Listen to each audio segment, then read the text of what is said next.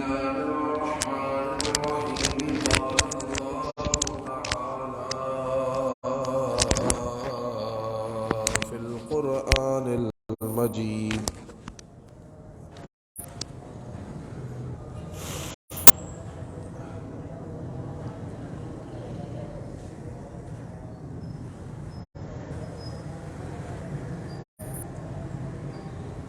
وقال رسول الله قال الله تعالى في القرآن المجيد والفرقان الحميد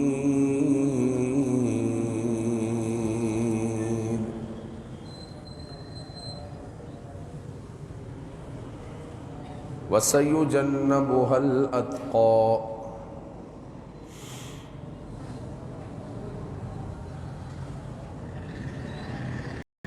وقال تعالى إذ هما في الغار إذ يقول لصاحبه لا تحزن إن الله معنا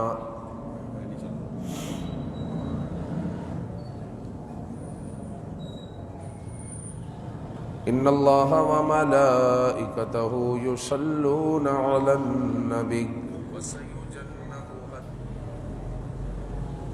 يا أيها الذين آمنوا صلوا عليه وسلموا تسليما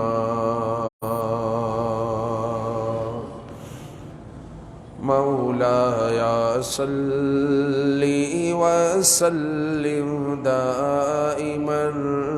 أبدا على حبيبك خير الخلق كلهم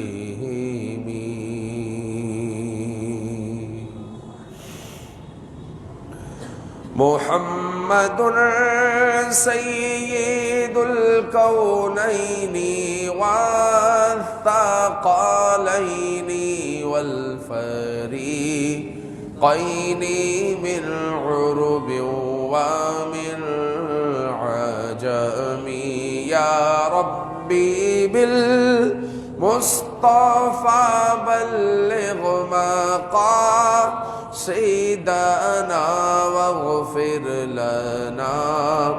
ما مضى يا واسع الكرم مولاي صل وسلم دائما أبدا على حبيبك خير الخلق كلهم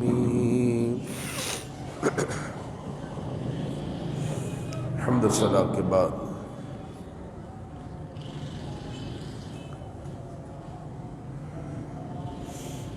حضرت سیدنا صدیق اکبر رضی اللہ تعالی عنہ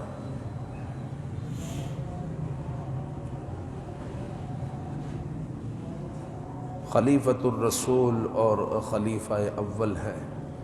صلی اللہ علیہ وسلم.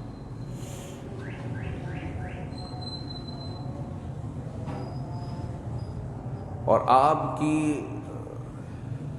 خلافت میں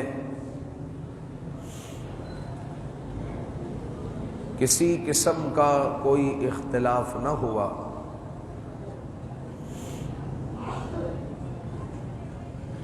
بلکہ سب نے حضرت صدیق اکبر رضی اللہ تعالی عنہ کے ہاتھ پر بیعت کی. چونکہ 3-4 دن گزر چکے تھے جب سرکار دو عالم صلی اللہ علیہ وآلہ وسلم کی تدفین ہو گئی، مبارک قبر میں حضور علیہ السلام کو رکھ دیا گیا. تو دوسرے دن حضرت ابو بکر صدیق رضی اللہ تعالی عنہ بازار کی طرف گٹھڑی اٹھا کر جا رہے ہیں. تو فاروق اعظم رضی اللہ تعالیٰ عنہ کہتے ہیں کہ ابو بکر کہاں کی تیاری ہے؟ تو حضرت ابو بکر صدیق رضی اللہ تعالیٰ عنہ کہتے ہیں کہ بازار کی طرف جا رہے ہیں. بھائی کس لیے؟ تجارت کے لیے. تو فاروق اعظم رضی اللہ تعالیٰ عنہ نے اعتراض کیا اور کہا کہ پھر ریاستی معاملات کو اور رعایا کے معاملات کو کون دیکھے گا؟ جب آپ وقت بازار میں صرف کر دیں گے، تجارت میں صرف کر دیں گے، تو ریاست کے معاملات کو کون دیکھے گا؟ تو پھر فیصلہ یہ ہوا کہ ابو عبیدہ بن جراح رضی اللہ تعالیٰ عنہ جو کہ امین امت ہے، امت کے امین ہے، ان کے پاس چلتے ہیں. تو حضرت ابو عبیدہ بن جراح رضی اللہ تعالیٰ عنہ کے پاس گئے اور سارا معاملہ بتایا. تو حضرت ابو عبیدہ نے کہا کہ حضرت ابو بکر صدیق رضی اللہ تعالیٰ عنہ کو بیت المال سے تنخواہ ادا کی جائے گی، کیونکہ واقعی اگر یہ بازار کی طرف چلے گئے اور تجارت شروع کر دی تو پھر ریاست کے معاملات کون دیکھے گا؟ کیونکہ یاد رکھیں کہ حضرت ابو بکر صدیق رضی اللہ تعالیٰ عنہ کی خلافت میں جتنی آزمائش ہے، اتنی آزمائشیں کسی خلیفہ کے دور میں نہیں ہے.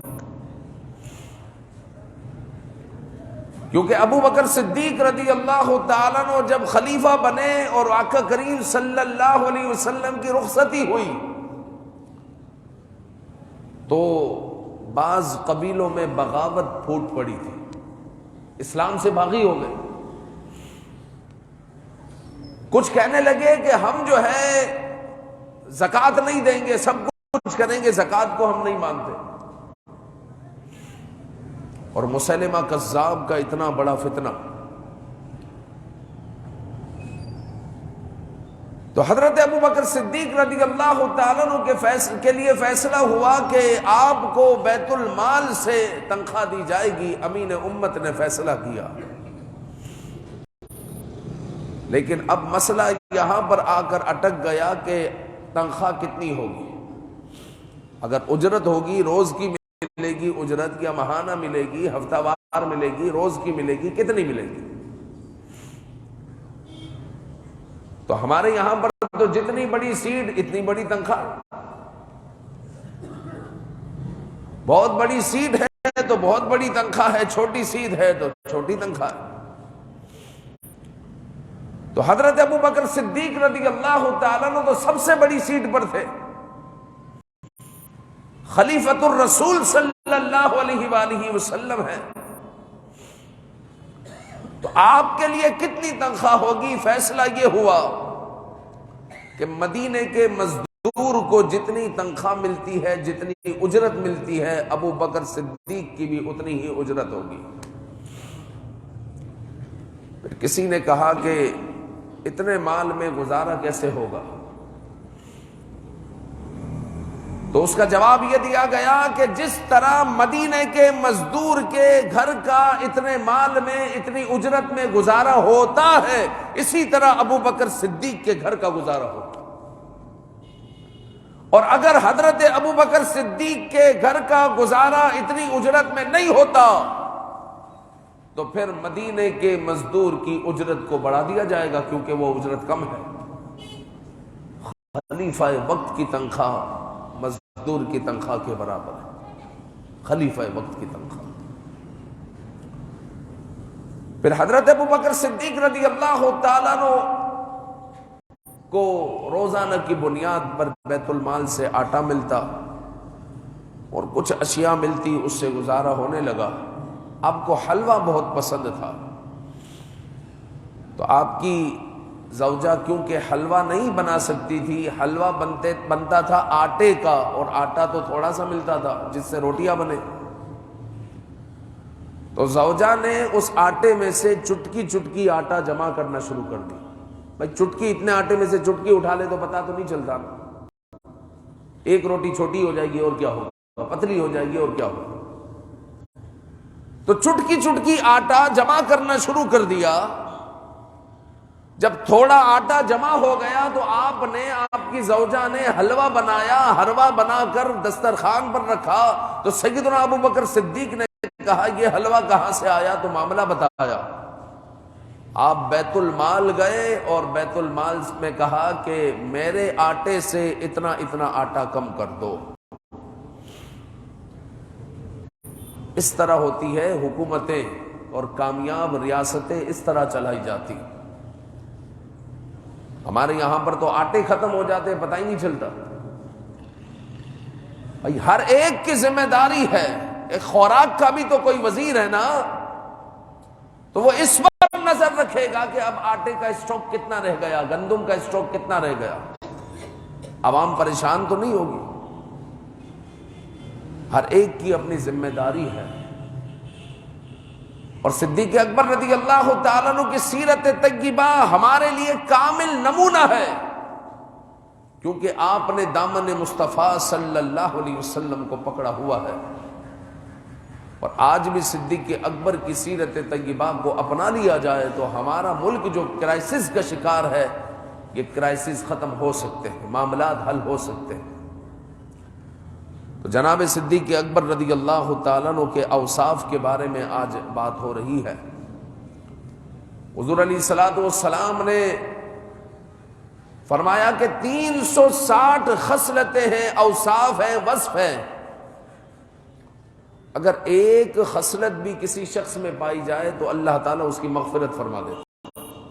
اتنی عظیم باتیں ہیں، 360 وصف ہیں، خصلتیں ہیں، عادت ہے، ایک وصف بھی اگر کوئی اپنا لے تو اللہ تعالیٰ اس کی مغفرت فرما دیتا ہے۔ حضرت صدیق اکبر نے جب سنا تو اپنے آقا کی بارگاہ میں عرض کی کہ یا رسول اللہ صلی اللہ علیہ وسلم، کیا کوئی خصلت میرے اندر بھی ہے کہ اللہ تعالیٰ میری مغفرت فرما لے؟ تو حضرت صدیق اکبر سے حضور علیہ الصلوۃ والسلام نے فرمایا ابو بکر تیرے اندر ساری خصلتیں موجود ہیں، تیرے اندر ساری خصلتیں موجود ہیں۔ تو آج تو اوصاف کی باتیں ہیں تو سارے اوصاف تو صدیق اکبر میں موجود ہیں کہ جو بھی اچھی بات ہے جناب صدیق اکبر رضی اللہ تعالیٰ عنہ اس کے پیکر ہیں۔ پھر حضرت ابو بکر صدیق ہیں، اور جو صدیق کا لقب ہے وہ آسمانوں سے اتارا گیا اور آپ کو عطا کیا گیا اس وقت کہ جب حضور علیہ الصلوۃ والسلام نے معراج کو ذکر فرمایا کہ رات کے قلیل حصے میں مسجد حرام سے میں مسجد اقصی گیا اور وہاں سے آ گیا، تو ابو جہل نے سوچا کہ اب جو ہے صدیق اکبر کا دماغ اگر یہاں وہاں میں کروں تو میرے لیے اچھا موقع ہے، صدیق اکبر کو بہکانے کا، ان کا جو ہے ان کی سوچ کو خراب کرنے کا یہ اچھا موقع ہے۔ تو ابو جہل جو ہے ابو بکر صدیق کے پاس آ گیا اور کہنے لگا کہ دیکھو اب تمہارے دوست یہ بات کر رہے ہیں، ابو بکر ذرا سوچو، رات کے تھوڑے سے حصے میں مسجد حرام سے مسجد اقصی جانا اور پھر آنا یہ ممکن ہے؟ یہ کوئی سمجھنے والی بات ہے؟ یہ جو ہے عقل میں آنے والی بات ہے؟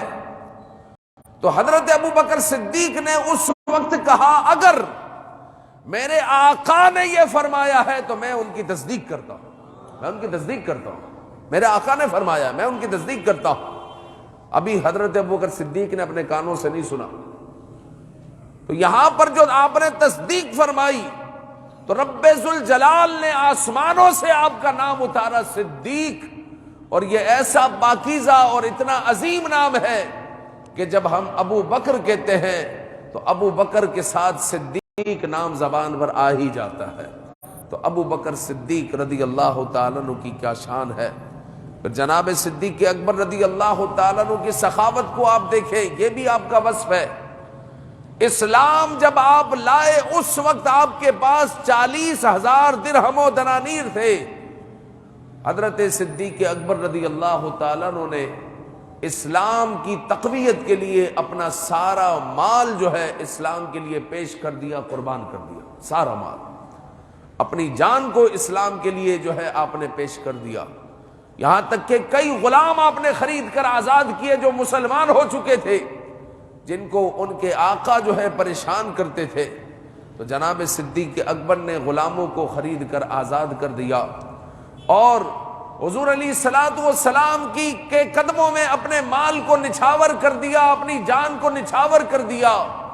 یہاں تک کہ حضور علیہ الصلوۃ والسلام نے آپ کے لیے یہ عالیشان کلمات فرمائے کہ جس نے مجھ پر احسان کیا سب کے احسان کا بدلہ میں نے چکا دیا،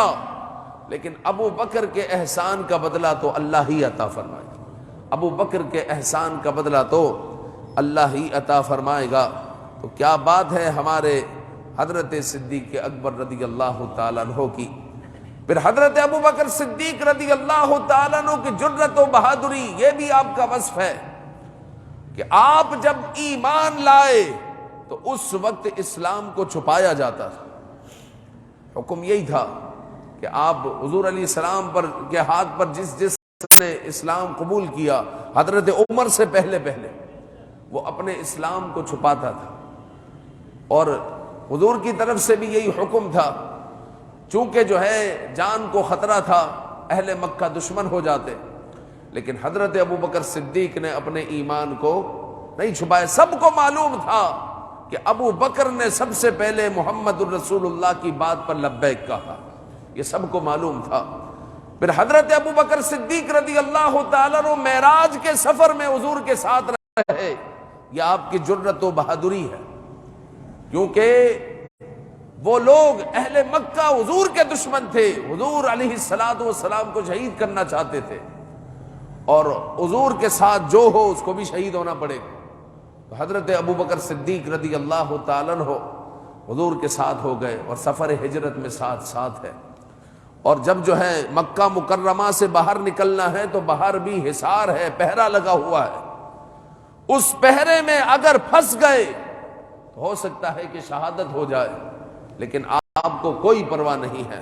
کیونکہ آقا کریم صلی اللہ علیہ وسلم آپ کے ساتھ ہے۔ پھر سفر ہجرت میں غار ثور تک پہنچنا اور حضور علیہ الصلوۃ والسلام کو آرام دینا اور سوراخ پر اپنا پاؤں رکھ دینا کہ کہیں یہاں سے زہریلی چیز نکل کر حضور کو نقصان نہ پہنچائے، یہ زہریلی چیز اگر مجھے نقصان پہنچاتی ہے تو پہنچائے، لیکن میرے آقا کو کوئی نقصان نہ ہو، یہ آپ کی جرأت و بہادری ہے۔ اور پھر جو ہے غار ثور کے قریب کفار آ گئے، آواز آ رہی ہے، لیکن اس وقت حضرت ابو بکر صدیق کو اپنی جان کی پرواہ نہ ہونا اور حضور کے لیے تڑپنا کہ کہیں میرے آقا کو نقصان نہ پہنچائے، یہ آپ کی جرأت و بہادری ہے۔ تو جرأت و بہادری بھی آپ کا وصف ہے۔ پھر غزوہ بدر میں حضور علیہ الصلوۃ والسلام کے سائبان میں حضرت ابو بکر صدیق دوسرے ہیں، آقا کریم صلی اللہ علیہ وسلم پر جان نچھاور کرنے والے حضرت صدیق اکبر ہیں۔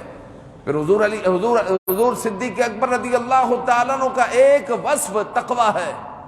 قرآن نے اتقا کہا، اتقا یعنی سب سے زیادہ متقی اور پرہیزگار حضرت صدیق اکبر رضی اللہ تعالیٰ عنہ ہے۔ پھر حضرت صدیق اکبر رضی اللہ تعالیٰ عنہ کے بارے میں حضور علیہ الصلوۃ والسلام نے فرمایا، اے ابو بکر آپ کا زہد و تقوی حضرت عیسیٰ علیہ الصلوۃ والسلام کی مثل ہے، حضرت عیسیٰ علیہ الصلوۃ والسلام کی مثل ہے۔ اور حضرت صدیق اکبر رضی اللہ تعالیٰ عنہ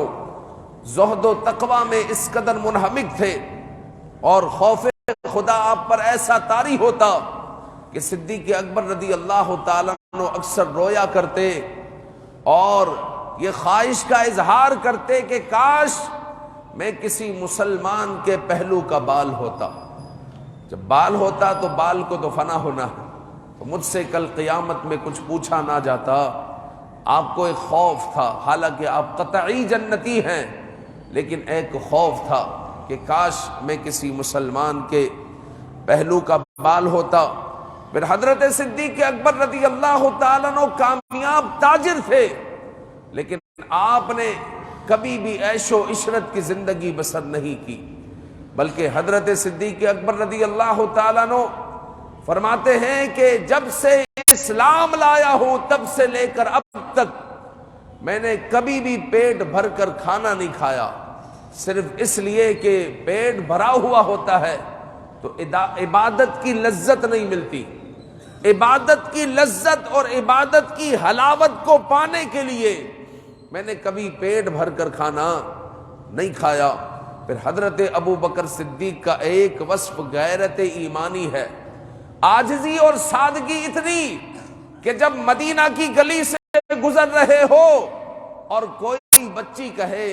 کہ امیر المؤمنین گھر میں کوئی نہیں ہے اور کہ مجھے جو ہے جانور کا دودھ نکال کر دے دے، ہماری بکری تو کھڑی ہوئی ہے، دودھ بھی موجود ہے، دودھ نکالنے والا کوئی نہیں ہے، تو امیر المؤمنین خلیفۃ الرسول بچی کے لیے دودھ نکالنے بیٹھ جائے اور اس بچی کو پیالے میں جو ہے دودھ نکال کر پیش کر دے۔ عاجزی اور سادگی اتنی، لیکن غیرت ایمانی کو دیکھیں تو حضرت ابو بکر صدیق رضی اللہ تعالیٰ عنہ اسلام کے معاملے میں کسی قسم کا کوئی کمپرومائز کرنے کو تیار نہیں ہے، نہایت سخت ہے۔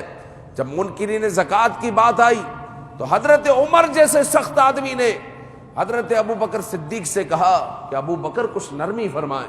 لیکن حضرت ابو بکر صدیق رضی اللہ تعالیٰ عنہ نے جب کہا کہ منکرین زکوٰۃ اگر زکوٰۃ نہیں دیں گے بلکہ اگر رسی بھی نہیں دیں گے میں ان سے قتال کروں گا، جہاد کروں گا، تو عمر فاروق نے کہا کہ آپ کچھ نرمی فرمائیں، آپ کچھ نرمی فرمائیں۔ تو حضرت ابو بکر صدیق رضی اللہ تعالیٰ عنہ نے اس وقت کہا کہ وحی کا سلسلہ ختم ہو چکا ہے، اگر یہ اسلامی احکام کو تبدیل کرنے کی کوشش کریں گے تو ابو بکر ان سے قتال کرے گا، جہاد کرے گا، جہاد کرے گا، قتال کرے گا۔ کہ غیرت ایمانی آپ کی یہ ہے۔ جب آپ خلیفہ بنے اس وقت آپ نے یہ اعلان کر دیا تھا کہ بدری صحابہ جتنے بھی ہیں ان کو جو ہے اب مدینہ میں رہنا ہے، کسی جہاد میں اب شرکت نہیں کرنی، لوگ آئیں گے ان کا دیدار کریں گے کیونکہ عظیم لوگ ہیں یہ۔ لیکن جب مسیلمہ کذاب کا فتنہ اٹھا، 40,000 کا لشکر جو ہے مسیلمہ کذاب نے اپنے ارد گرد جمع کر لیا تھا کہ وہ جو ہے ختم نبوت کا منکر تھا، وہ کہتا تھا کہ اللہ کا نبی تو میں ہوں، محمد رسول اللہ اللہ کے نبی تھوڑی ہے، اللہ کا نبی میں ہوں۔ تو یہ ختم نبوت پر حملہ تھا۔ حضرت ابو بکر صدیق رضی اللہ تعالیٰ عنہ نے ختم نبوت پر پہرا دیا اور مسیلمہ کذاب کو کچلنے کے لیے آپ نے یہ اعلان فرمایا کہ جتنے بھی بدری صحابہ ہیں وہ بھی میدان میں آئے اور ان ختم نبوت کے غداروں کو کچلے۔ یہ تاریخ کی یعنی اسلامی تاریخ کی اس وقت سب سے بڑی لڑائی تھی، یعنی حضور کے دور کے سارے غزوات کو سرایا کو ملا لیا جائے تو 258 شہادتیں بنتی ہے، آپ 300 لگا لیں احتیاطاً۔ اور حضرت ابو بکر صدیق کے دور میں یہ جو ہوا جنگ یمامہ، اس میں 1200 شہادتیں ہوئی ہیں اور 700 حافظ قرآن صحابہ اکرام نے شہادت نوش کی ہے۔ اتنی بڑی یہ جنگ تھی، مطلب یہ ختم نبوت کے غداروں سے جنگ تھی کہ آپ نے روئے زمین پر رہنے والے مسلمانوں کو قیامت تک کے لیے بتا دیا کہ ختم نبوت کا مسئلہ نہایت سنگین اور نازک ہے، نہایت سنگین اور نازک ہے۔ پیارے بھائیو، اب کی بار جو آپ پر حملہ ہوا ہے قادیانیوں کی شکل میں، وہ نہایت سنگین حملہ ہے، کیونکہ اب کی بار جو حملہ ہوا ہے وہ یہ ہے کہ مرزا قادیانی وہ کہتا ہے کہ اب محمد میں ہوں، محمد لا الہ الا اللہ محمد الرسول اللہ۔ اگر یہ قادیانی کلمہ پڑھائیں گے یہی والا کلمہ پڑھائیں گے، اشہد ان لا الہ الا اللہ و اشہد ان محمد الرسول اللہ،